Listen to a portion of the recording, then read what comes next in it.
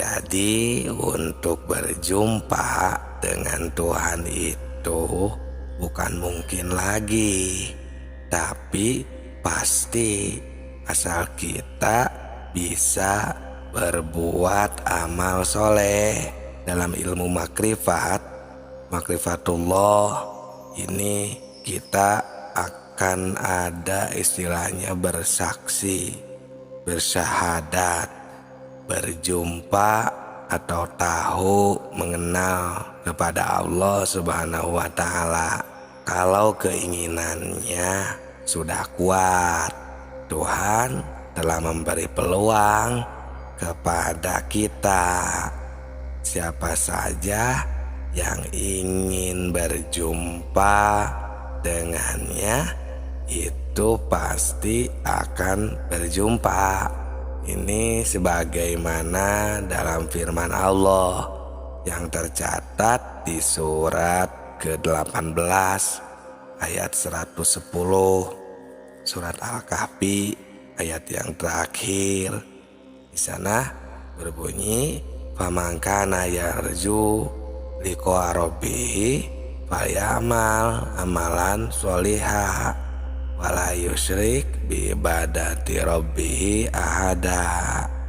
Barang siapa mengharap perjumpaan dengan Tuhannya, maka hendaklah ia mengerjakan amal soleh dan janganlah ia mempersekutukan seorang pun dalam beribadah kepada Tuhan. Nah, menurut ayat di atas, untuk berjumpa dengan Tuhan itu bukan mungkin lagi, tapi pasti, asal kita berbuat amal soleh atau bisa mengerjakan amal soleh.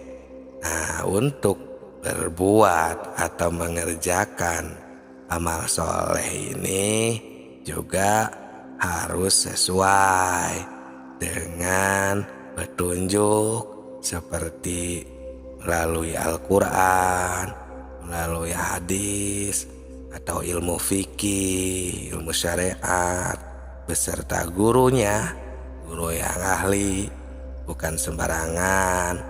Karena di dalam urusan beribadah ini istilahnya ada madhabnya, ada madzhabul arba'ahnya, seperti madhab Imam Syafi'i, seperti bagaimana madhab Imam Hanafi, bagaimana, dan semuanya.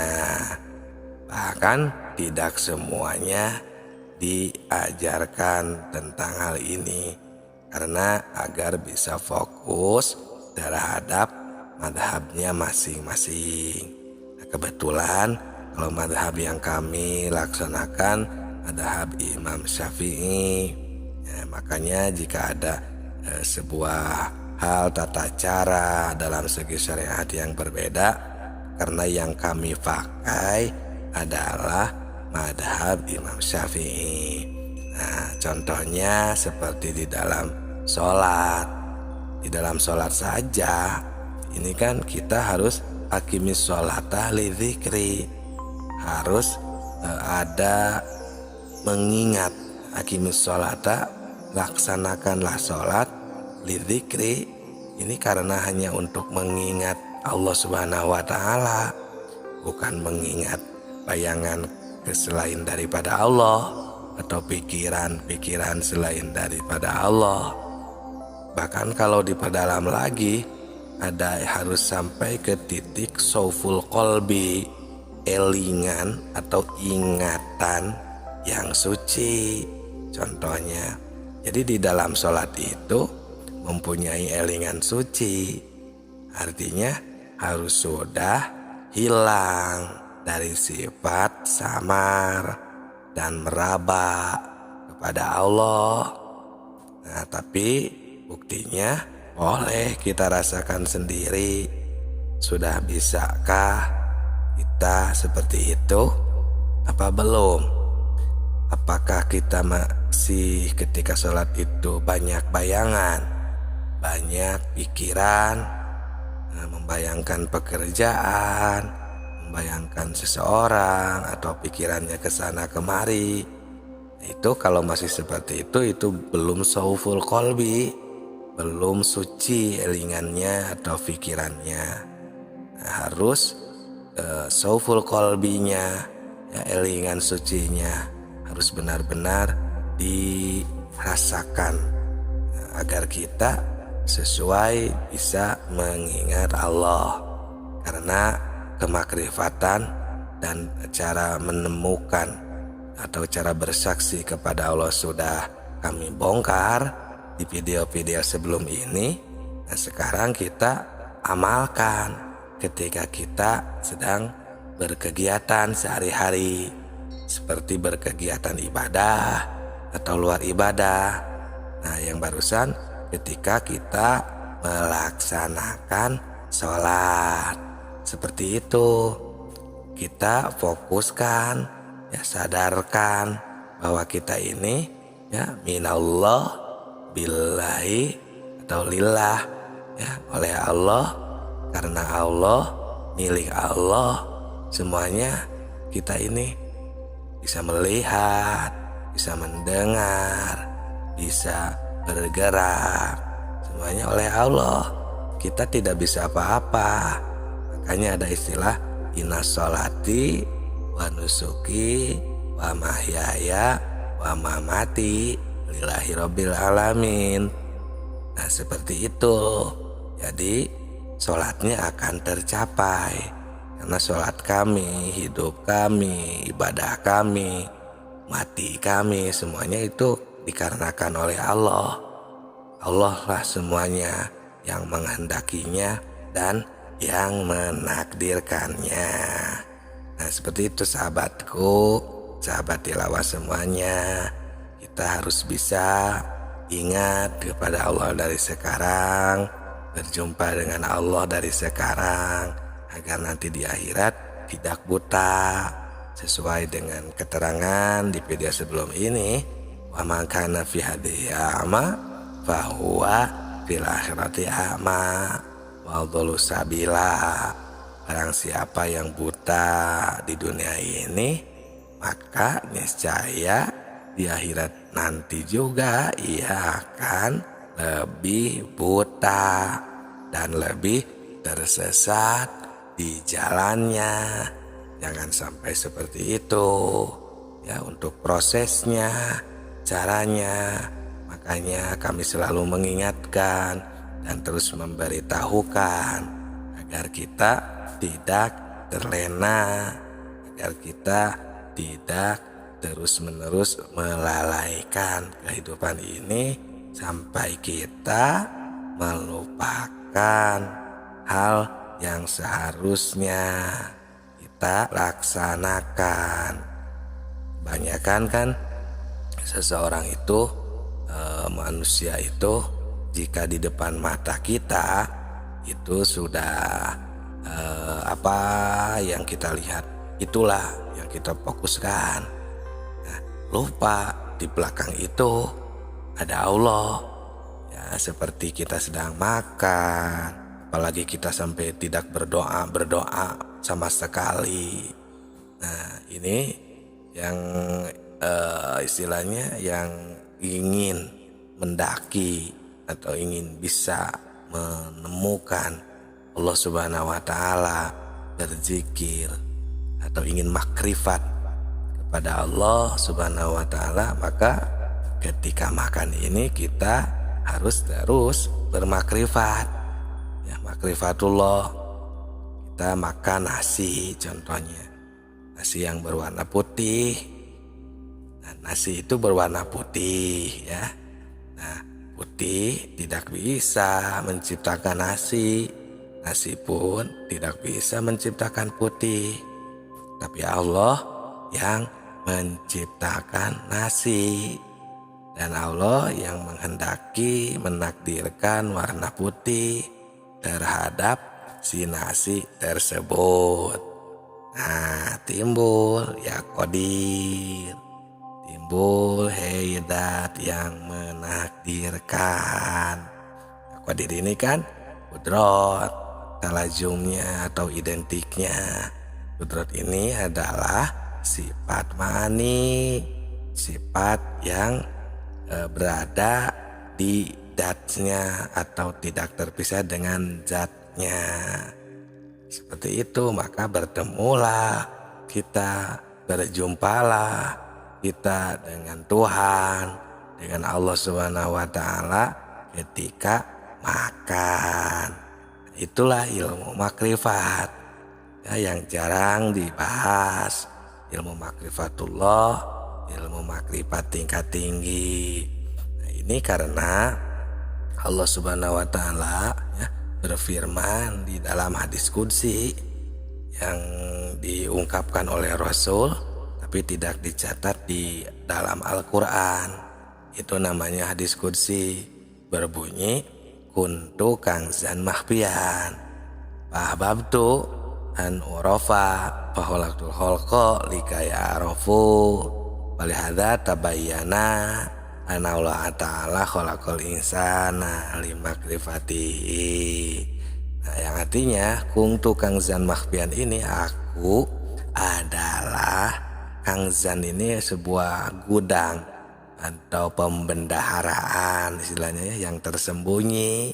Aku sangat suka sekali gitu ya, jika ada seseorang yang mengenalku, maka kuciptakan makhluk agar bisa menemukanku, karena beliau atau Allah Subhanahu wa taala ingin ditemukan, ingin diingat, maka beliau menciptakan makhluk agar bisa mengenal sang penciptanya.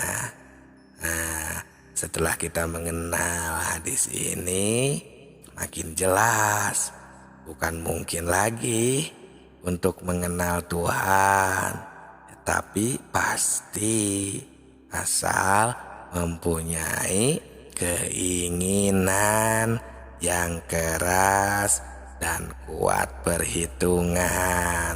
Karena ini ilmu makrifat, walaupun begitu ini bukan pekerjaan gampang, karena ini istilahnya kan suluk ya, pendakian.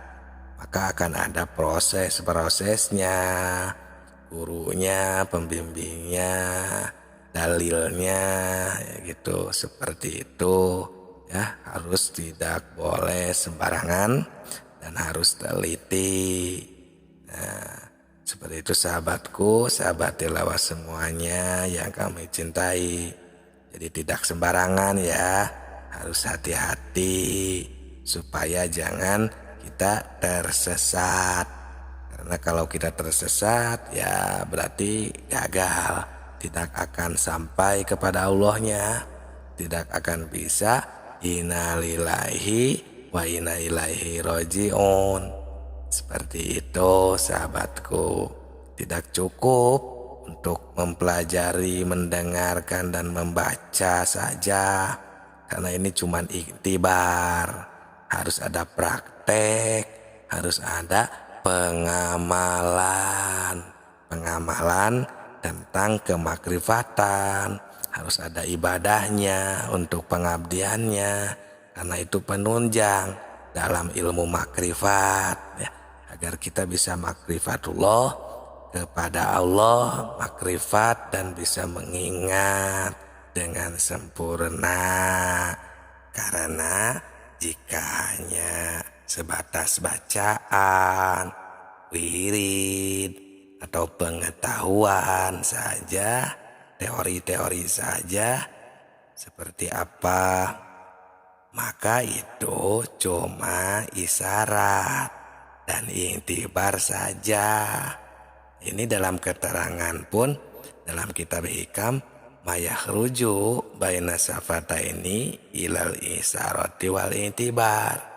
Apa saja yang keluar dari bibirmu itu cuman isyarat dan iktibar saja. Jadi ya inilah jadinya jika kita tidak makrifat dari sekarang di dunia ini, kita tidak tahu kepada Allah Subhanahu wa Ta'ala. Mengerikannya di sana. Jadi kami terus mengajak untuk bermakrifat kepada Allah. Ini ilmu makrifat tingkat tinggi untuk kita semua, dengan harapan kita semua selamat di dunia dan di akhirat ini. Karena wa man kana fi hadhihi a'ma fahuwa fil akhirati a'ma wa dhallu sabila. Barang siapa jika tidak makrifat, jika buta hati ini di dunia ini, niscaya di akhirat nanti akan lebih buta, tersesat di jalannya, maka akan istilahnya ke alam barzakh dan akan ke mizan, sehingga kita ditimbang. Nah, sedangkan kita di sini selama hidup kita tidak tahu apakah ibadah kita ini diterima sampai kepadanya. Yang jelas kita ingat ketika ibadah atau di luar ibadah juga, kebanyakan malah lupa, tidak mengingatnya. Nah, bahkan ada sebuah hadis dari Anas bin Malik. Beliau mendengar dari Mu'adz bin Jabal, yang mana beliau langsung berkata kepadanya yang berbunyi, man laki Allah la yusyriku bihi syai'an dakhalal jannah. Barang siapa yang berjumpa dengan Tuhan, dengan Allah Subhanahu wa Ta'ala, dengan keadaan tidak musyrik, maka dia akan masuk surga. Nah, ini yang akan masuk surga ini hanya untuk orang yang tidak musyrik dan orang yang bisa diridhoi Allah, berjumpa, bermakrifat kepada Allah Subhanahu wa Ta'ala.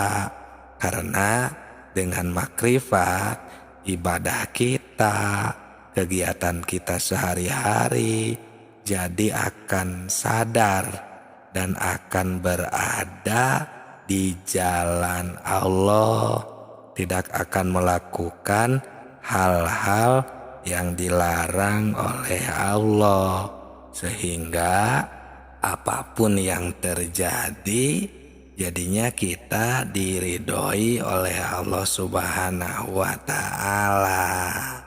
Nah, dari hadis tersebut, jika kita kaji, kita tafakuri, pasti kita akan bisa mengambil kesimpulan dan akan berpikir. Karena kita kebanyakan berkeyakinan kalau bertemu, berjumpa, menyaksikan atau bermakrifat kepada Allah itu kebanyakan nanti di akhirat. Sedangkan dari hadis ini saja, jika semua bisa bertemu dengan Allah nanti di akhirat, berarti semuanya akan masuk surga. Jika seperti itu, untuk apa kita di dunia ini berbuat baik? Dan kenapa Allah Subhanahu wa Ta'ala menyuruh berbuat baik di dunia ini? Kalau nanti kita akan masuk surga semuanya. Nah, di sini sahabatku, sahabat tilawah semuanya, marilah kita berpikir lebih jauh, lebih dalam. Mari kita jelaskan supaya kita dapat mengerti. Memang semua manusia bukan satu persatu lagi, tapi semuanya itu akan bertemu atau dipersaksikan terlebih dahulu. Dan itu pun di alam ruh, di alam arwah, hanya ruh manusia saja. Cuman ini tidak akan semuanya bertemu nanti di akhirat. Buktinya Allah saja sudah kita mafhumi, sudah kita tahu bahwa Allah Subhanahu wa Ta'ala menciptakan surga dan neraka. Dalam artian tidak hanya surga saja, tidak semua orang bisa bertemu. Nah, ini bahkan dikuatkan dengan firman Allah di surat ke-17 ayat 72. Allah Subhanahu wa Ta'ala berfirman, barang siapa yang buta hatinya di dunia ini kepada Allah, niscaya di akhirat nanti akan lebih buta dan lebih tersesat. Nah ini ya bukan masalah yang lain-lain, karena buta di sini ya tentang Tuhan, ketuhanan. Karena banyak tafsir, dan upama diartikan buta kepada ilmu contohnya ya, ini agak aneh.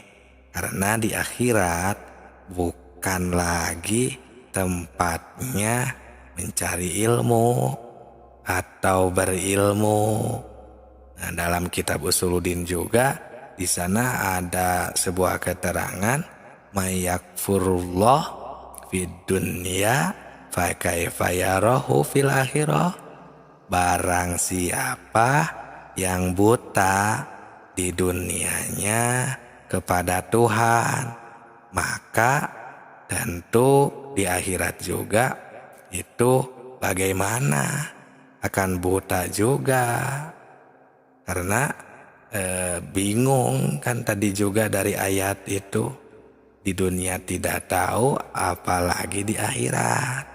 Nah, di sini sudah jelas kenapa kita harus bermakrifat kepada Allah ya, dengan mengkaji ilmu makrifat, terutama ilmu makrifat tingkat tinggi yang tidak hanya teori atau bacaan atau pengamalan prakteknya saja, tapi ini harus benar-benar dinyatakan setiap saat.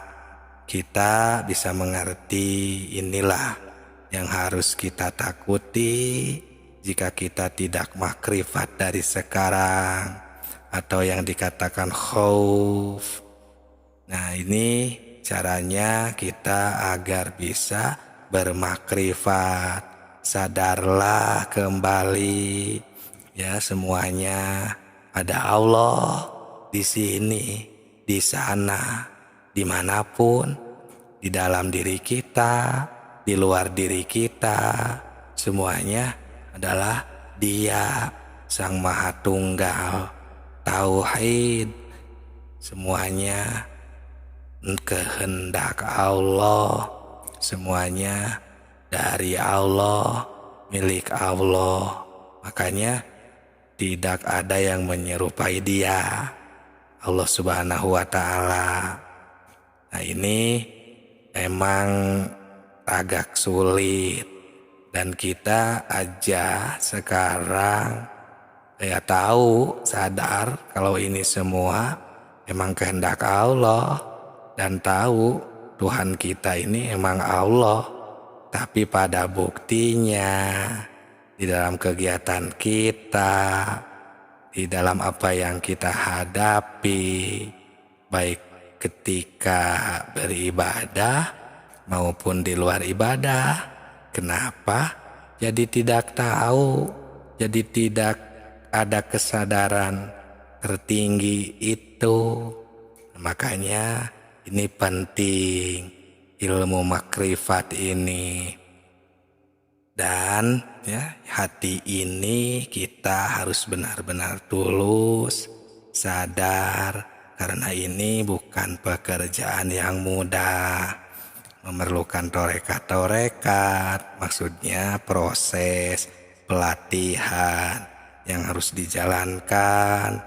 Kalau kita misalnya masih melemah, ya, ini emang akan jarang bisa bermakrifatnya, mengingat kepada Allahnya, karena ini memerlukan ta'abun nafsi, yang mengeras keringat gitu, memeras keringat dengan semangat dorongan dari hati, ingin selamat, contohnya ingin bisa berpulang kepada Allah Subhanahu wa Ta'ala. Seperti itu sahabatku tilawah. Semuanya, kalau keinginan kita sudah kuat, maka Tuhan memberi peluang kepada kita. Siapa saja yang ingin berjumpa, yang ingin selamat, yang ingin menemuinya, bermakrifat kepadanya, berjumpa dengannya, istilahnya ya. Nah, maka firman Allah di sana sudah mengatakan di surat ke-18 ayat 110, surat Kahfi ya, Al-Kahfi ayat terakhir yang berbunyi, "Famangkana yarju liqa rabbih falyamal amalan sholiha wala yusyrik bi ibadati rabbih ahada." Barang siapa yang mengharap berjumpa dengan Tuhannya, maka hendaklah mengerjakan amal soleh dan janganlah mempersekutukannya dari sesuatu pun ya, dalam beribadah kepada Allah Subhanahu wa Ta'ala. Nah, itu jika kita tidak mau, jika kita tidak bermakrifat dari sekarang, ya itu istilahnya silakan saja, karena Allah juga menciptakan surga dan neraka. Allah sendiri dalam hadis Rasul, pernah saya mendengar bahwa neraka akan dipenuhkan dan begitu juga surga akan dipenuhkan dengan ya penduduk tentunya manusia yang akan menjadi penghuni surga dan manusia yang menjadi penghuni neraka. Itulah sahabatku, ya pentingnya ilmu makrifat ini. Ini ilmu makrifat tingkat tinggi. Nah, bagaimana jika benar-benar ingin makrifat? Tinggal simak saja di video-video ini, sudah sering kami contohkan, kami bongkar langsung dengan praktek ketika kita sedang berkegiatan. Karena kungtu kangzan mahfian fa ahbabtu an urofa wa khalaqtul khalqa likai arofu falihada tabayyana Allah Ta'ala khalaqal insan lima'rifatihi. Nah, ini hadis qudsi langsung dari Rasul, bahwa Allah ini adalah sebuah kangzan, gudang atau pembendaharaan ya, yang tersembunyi, dan Allah Subhanahu wa Ta'ala ingin ditemukan, istilahnya ya, ingin dikenal, ingin diingat. Maka kuciptakan makhluk, kata Allah, agar mereka semua bisa mengenalku, bisa mengenal Allah dan bermakrifat kepada Allah Subhanahu wa Ta'ala. Itulah pentingnya kita bermakrifat, karena ini adalah ilmu makrifat tingkat tinggi.